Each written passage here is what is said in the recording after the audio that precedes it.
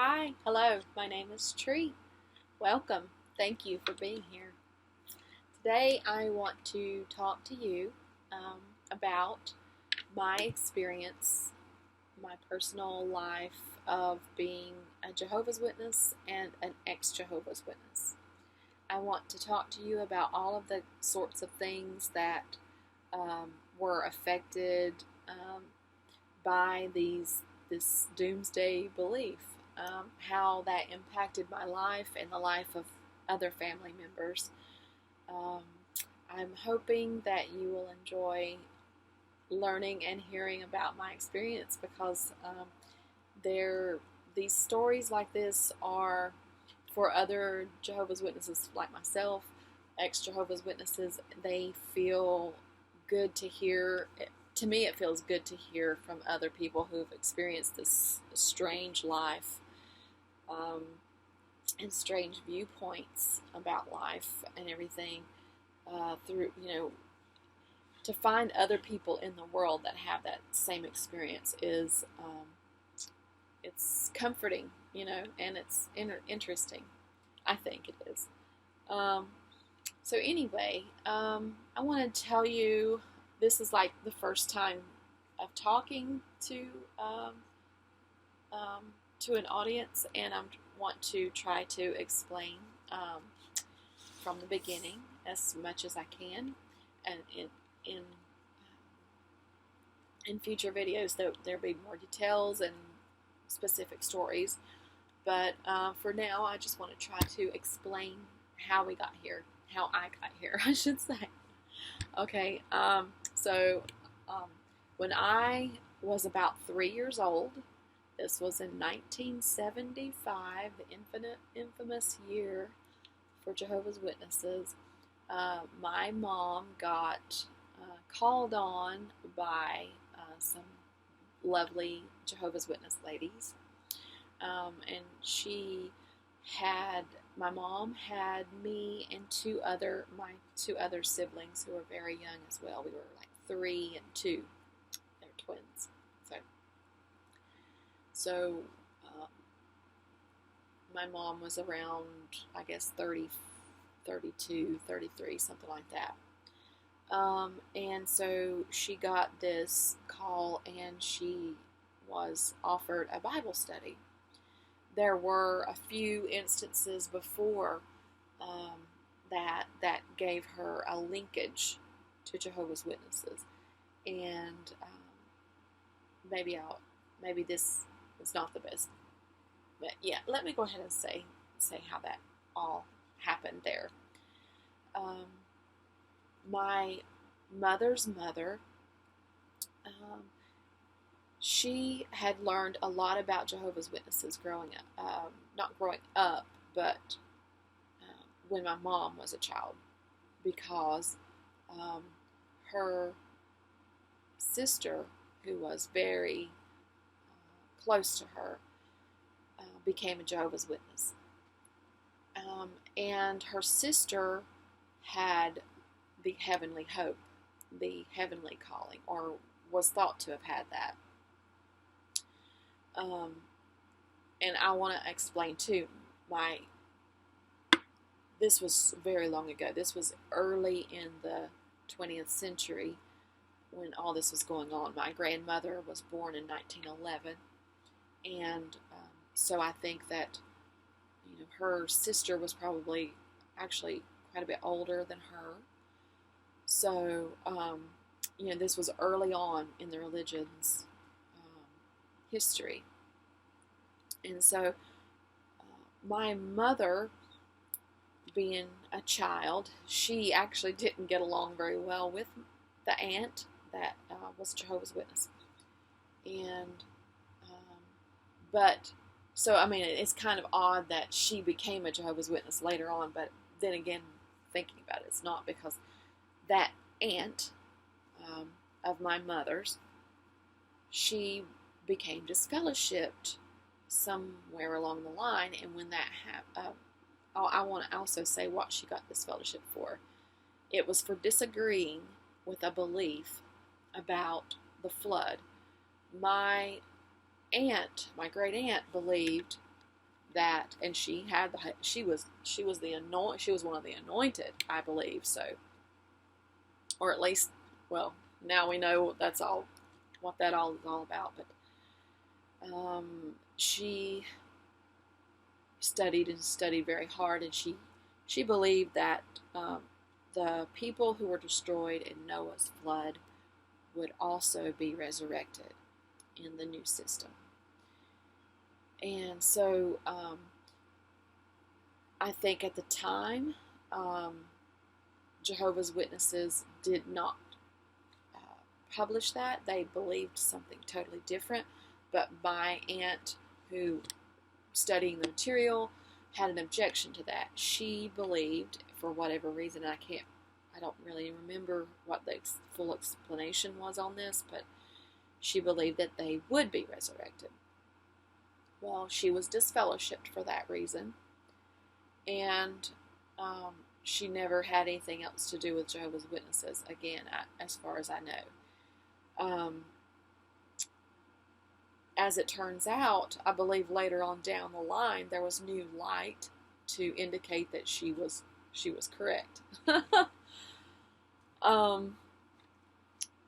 Something came out in another publication that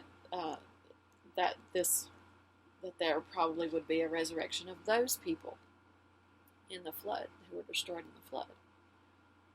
So anyway, I may be wrong about all of that now.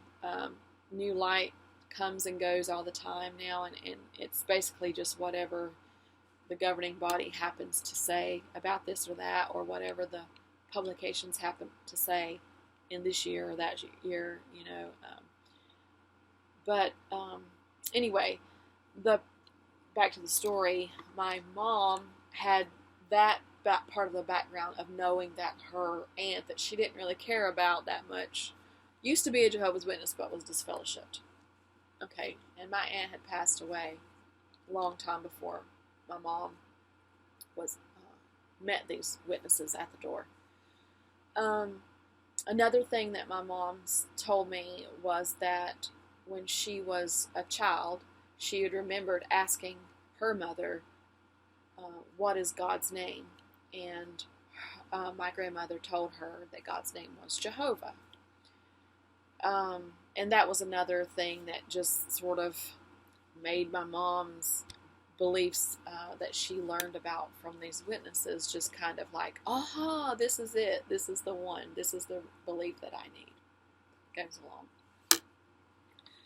Some other interesting factors that go into what made my mom believe this new religion that she was being exposed to. So she was studying with these ladies. Another little piece of background information on this. My mother, before she met the witnesses, she had run across a book, the Truth book, The Truth That Leads to Everlasting Life, the little blue book. She found that in a bunch of books that her another family member had, and she was told that she could have that book. She started reading it, and she was told she could have it. So she already had that book, and she had read some of it. And then later on, somewhere after that, the witnesses called on her to her door. And my mom worked third shift, so she was home during the days. She slept a lot during the day, but she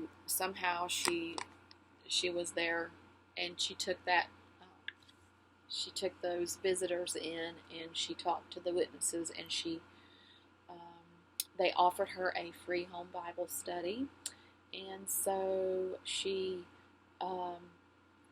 liked that. That was appealing to her, and she took them on. And I can remember even being this 3-year-old little child and getting those visits, and I was really impressed with the ladies. We were so poor. We lived in what I would call slum.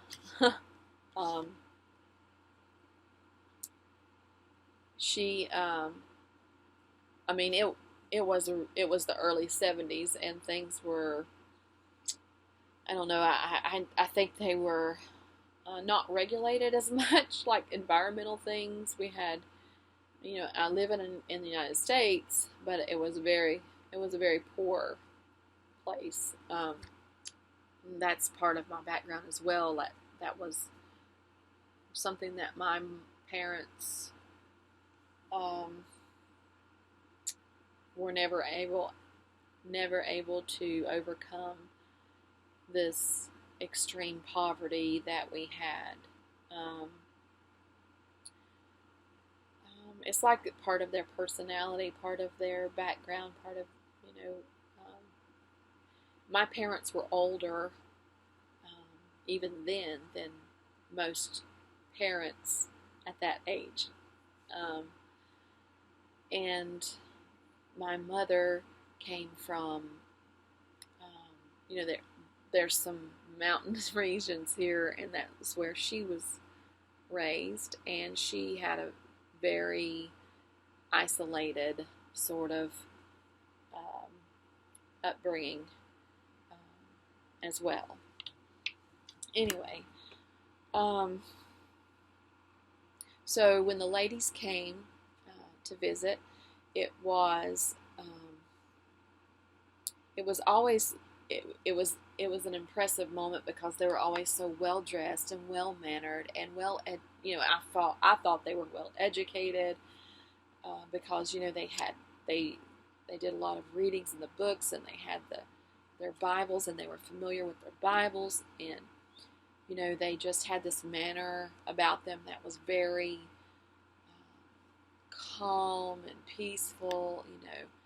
Very, looking back on it, it was always something that I noticed about Jehovah's Witness. Like when I was at the Kingdom Halls and with the people there, it wasn't like my life at home. It wasn't like the way we were really at home, just all, just down to earth, and, like, it was the cult-like personality is what it was.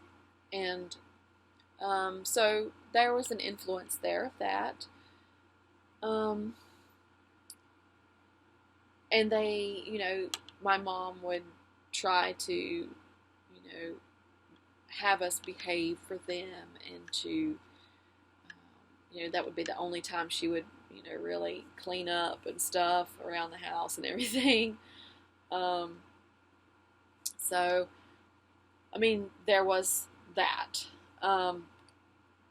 But my mom had said that, I asked her a couple different times, why did you agree? What made you accept this belief? And she said that she had struggled to make these meetings because, of course, she was working third shift, and she would rather be sleeping the whole day, which is what she wanted to do when we were even babies and children. She wasn't the type of mother to spend time with us, train us, feed us, clean us up, teach us how to live in the world. We didn't get any of that. So it was hard for her to make a special effort because visitors were coming on this day. And then she would scrape her nickels and pennies together to pay for the literature, the Bibles, and the magazines and things like that, because they asked for donations for those things, and she would pay her nickels and dimes and pennies, and but she was saying that, she told me that because of these scheduled appointments for the Bible study, that the women would oftentimes come late. They would be later than usual many times, and when that happens, it would be some sort of frustration for my mom. So she said that she prayed to Jehovah, and prayed for for him to show her if this was the truth, if this was what he wanted her to do, then give her a sign. And the sign was for them to come right out on time. So the time was, say, I think at 2 o'clock. And she said that the very next time they came exactly at 2 o'clock, and you could set your watch by that time that they came. And so that was her sign from Jehovah that this was the truth, and he wanted her in there. And over the years, that is the one sign that she always referred back to as being how she knows that this is the truth, because they came on time that day. So that's all it took to convince her, I think. There's another interesting story about demons that she has told to me a few times that I think is fascinating, and I want to share that in a future story. But anyway, this is how my mom got into the truth. The Jehovah's Witness religion, the cult. And so our lives started to change, even though it was already barely started for me and my siblings. But for my grandmother and for my older siblings, and my dad, and for my life, everything was set in motion for this disastrous path that we went down. But from what I have learned now, looking back, this was all part of my path and my mom's path, everybody. So there were some good things, I guess you could say, that come out of all of this. But all in all, it was a disaster, and there was a lot of loss and a lot of tragedy involved in this. And I just, for my own personal therapy, I want to get it out there. I'm so tired of holding this in to people that don't understand, the people around me. I don't have anybody to talk to about this. So I'm hoping to find some commiseration, some friends online who can relate to these things. And so this is it. This is the beginning of the story.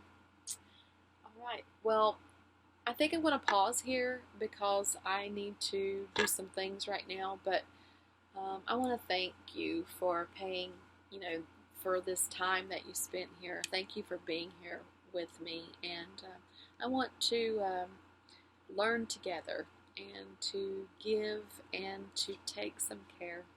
And I hope that you can do the same. Thank you. Bye for now.